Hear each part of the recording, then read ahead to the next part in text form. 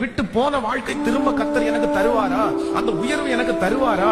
அப்போ யோபு இந்த இடத்துல ரொம்ப அழகா சொல்றாரு, இல்ல என்னுடைய தோல் முதலானவைகள் அழுகி போனாலும் நானே அவரை பார்ப்பேன். அந்நிய கண்கள் அல்ல, என் கண்கள் அவரை காணும். சூழ்நிலைகள் சாதகம் இல்லாமல் போகலாம், உங்கள் சரீரங்களிலே பலவீனங்கள் வரலாம், நீங்கள் இழந்த காரியத்தை திரும்ப பெற்றுக் கொள்வதற்கு வழியே இல்லாமல் இருக்கலாம். அதற்காக நீ எத்தனை வருடம் உழைப்பது, எத்தனை நாட்கள் ஓடுவது, இப்படிப்பட்ட எண்ணங்கள் எல்லாம் இருக்கலாம்.